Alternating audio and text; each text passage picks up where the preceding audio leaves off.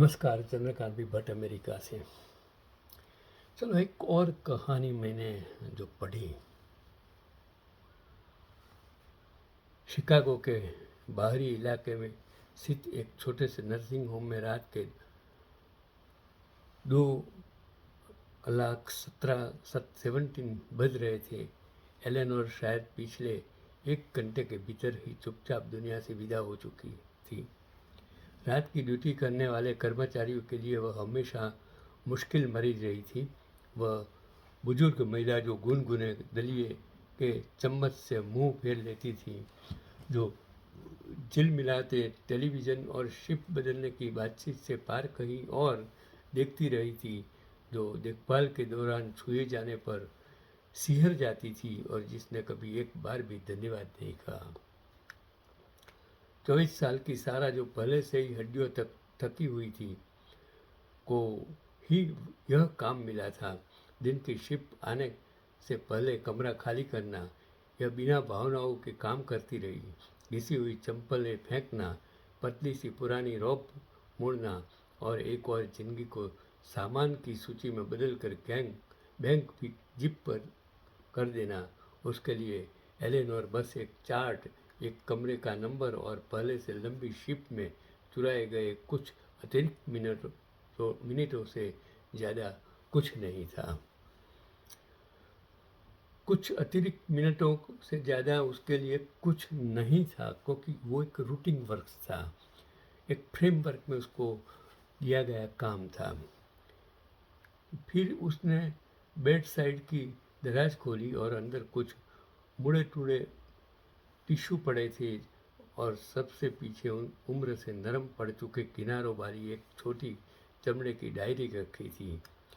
सारा ठिठक गई, फिर खाली किए गए गद्दे पर बैठ गई और उसे खोल दिया।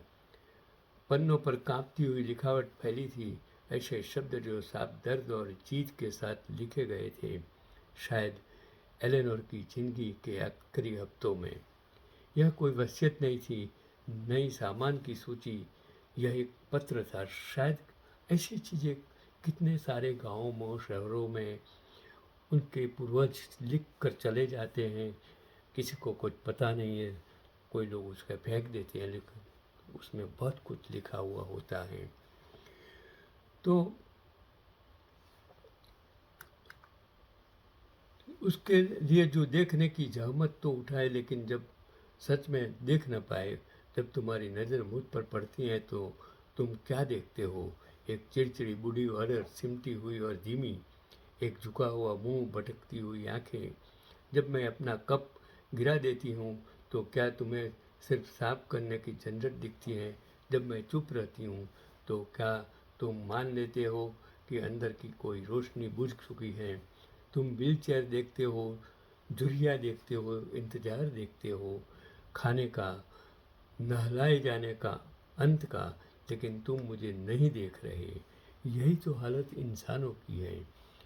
जो लोग सेवा करते हैं, जो बच्चे हैं, उसके माँ बाप को नज़दीक से देखने की कभी कोशिश नहीं करते हैं। और दुनिया में ज़्यादातर प्रॉब्लम्स जो कम्युनिकेशंस का है, जब इंसान बूढ़ा हो जाता है। मैं सबको कहता हूँ, जो ग्रैंड सन है वो बाप बनने वाला है, वो बाप है, वो कभी बेटा था।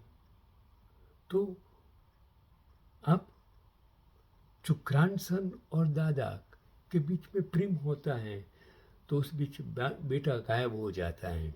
लेकिन जब बेटा वो ग्रैंड फादर बन जाता है, तब उसको बेटे का रोल ख़त्म हो जाता है।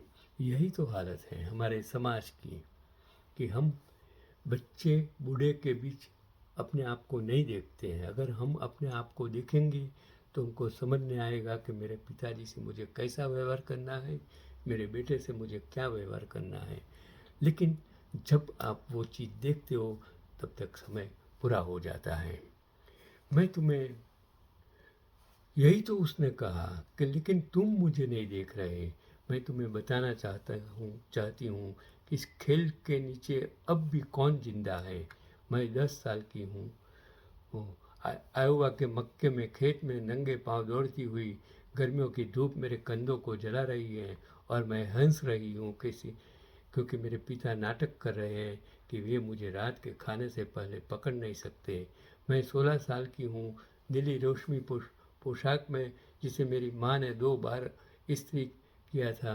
हाई स्कूल में जिम में दिल जोर जोर से धड़क रहा है, जबकि मैं इंतज़ार कर रही हूँ, आशा करते हुए, प्रार्थना करते हुए कि रॉबर्ट मुझे नाचने के लिए पूछे। मैं 21 साल की हूँ, इन पैरों पर गलियारे से चलती हुई जो अब भी पूरी तरह काम करते हैं। उस आदमी से हमेशा के लिए वादा कर रही हूँ जिसका हाथ उतना ही काँप रहा है जितना मेरा। मैं 26 साल की हूँ, अपने पहले बच्चे को गोद में लिए हुए, डरी हुई और थकी हुई, फिर भी इस बात को लेकर निश्चित कि उसे सुरक्षित रखने के लिए मैं पूरी दुनिया से लड़ सकती हूँ। मैं थैंक्स गिविंग के टर्की जला रही हूँ, छिले हुए घुटनों को चूम रही हूँ, एक शोरगुल भरा बिखरा हुआ घर बना रही हूँ। मैं 40 साल की हूँ, अपने बेटे को सूटकेस कारों में रखते हुए देख रही हूँ जो कॉलेज और शहर की रोशनियों की ओर जा रही है। घर गूंजने लगता है, लेकिन मेरे पति का हाथ पोस्ट की झूला कुर्सी पर मेरे हाथ ढूंढ देता है। हम यह सब झेल चुके हैं, हम अब भी एक टीम है। मैं 60 साल की हूँ, कैंसर उसे बहुत जल्दी ले आया, अब बिस्तर बहुत चौड़ा है, रातें बहुत शांत हैं, मैं अकेले सोना सीखती हूँ। मैं तब खड़ा रहना सीखती हूँ जब अंदर सब कुछ ढह जाना चाहता है। और अब मैं 89 साल की हूँ, समय निर्दयी रहा है, उसने मेरी ताकत छीन ली, मेरी त्वचा को रेखाओं के नक्शे में बदल दिया, मेरी स्थिर चाल को घसीटती हुई चाल से बदल दिया। मेरा दिल जो कभी भावनाओं से उछलता था, अब धीमा और भारी धड़कता है। लेकिन धोखा मत खाना, जो लड़की मक्के के खेतों में दौड़ी थी वह अब भी यही जिंदा है, नीली रेशम की दुल्हन, वह माँ जिसने नन्हियों गलियों थामी थी, वह विधवा जिसने दुख को उठाना और आगे बढ़ते रखना सीखा। मैं उन सब का समुच्चय हूँ। तो अगली बार जब तुम मेरे जैसे किसी इंसान के पास से गुजरो, किसी खामोश, किसी धीमे, किसी ऐसे व्यक्ति के पास से जो सिर्फ उम्र का बोझ लगता हो, तो बस नज़र डालकर मत निकल जाना। देखो, सच में देखो, उस बच्चे को देखो जिसे कभी विश्वास था कि दुनिया उसी की है, उस युवती को देखो जिसने नृत्य किया था, उस प्यार को देखो जिसने दिया, और उस प्यार को देखो जिसे उसने खो दिया। हम अब भी यही हैं, हम हमेशा थे। सारा अंधेरे कमरे में निश्चल बैठी रही, आंसू उसके गालों पर लकीरें बना रहे थे। खाली बिस्तर अब सिर्फ एक पूरा किया गया काम नहीं लग रहा था, वह एक पूरी जिंदगी लग रहा था। जीवन पीड़ादायक सुंदर जो समेट कर रख दी गई हो। उसने डायरी को धीरे धीरे से बंद कर दिया और अपनी स्क्रब की जेब में रख लिया। एक ऐसी दुनिया में जो लगातार आगे दौड़ रही है। बुजुर्गों को नज़रअंदाज करना आसान है। किराने की दुकान की गलियों में धीरे चलने वाला व्यक्ति, सिग्नल पर हिचकिचाने वाला ड्राइवर, वह दादा दादी जिसके हाथ हम जल्दी ही मिलने वाला वादा करते हैं, लेकिन हर कमज़ोर शरीर के भीतर एक पूरी कहानी होती है। वे अपनी खुद की महागाथा के मुख्य पात्र थे। पहले प्यारों से भरे, कठिन जीतों से घड़े हुए, शांत दिल टूटे हुए, और उन साधारण दिलों से बने हुए जिन्होंने आज की दुनिया को आकार दिया। तो अगली बार जब तुम किसी बूढ़े और उपेक्षित व्यक्ति को देखो, तो ठहर जाना, मुस्कुराना, नमस्ते करना, क्योंकि एक दिन अगर हम सौभाग्यशाली हुए, वह हम होंगे, और हम भी यही होंगे, उम्मीद करते हुए कि कोई इतना करीब से देखे कि हमें पहचान सके। यही तो हालत, ये वर्णन सिर्फ हर इंसान का है, हर छोटे बड़े का, हर समाज का, हर देश का है, दुनिया के हर कोने का है, जिसे हमें समझना होगा कि हम वही हैं जो जन्मे थे, छोटे थे, बच्चे थे, युवान हुए, बूढ़े हुए, और आज मेरा अंत होने वाला है। और जब अंत होने वाला है तो हमें पहचानने के लिए शायद इस दुनिया में कौन होगा, जो होगा वो सबसे बड़ा सद्नसीब इंसान होगा कि जो अपने माँ बाप को, अपने बच्चे को, अपने समाज को, अपने देश को, गरीबों को, इंसानों को पहचान सकेगा। वो इंसान जो इंसानों को पहचानेगा, जो इंसान गरीबाई को पहचानेगा, जो इंसान मजबूरों को पहचानेगा, जो इंसान ज़रूरियातमंदों को पहचानेगा, वही इंसान कहलाएगा, वही भगवान कहलाएगा।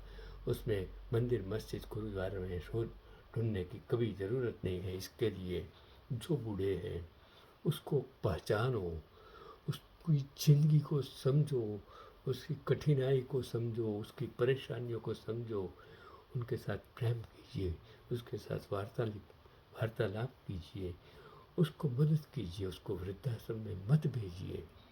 अपने ही घर में अपने साथ रखकर उसको, उसका जो खोया हुआ जीवन है वो वापस लेने की कोशिश करो।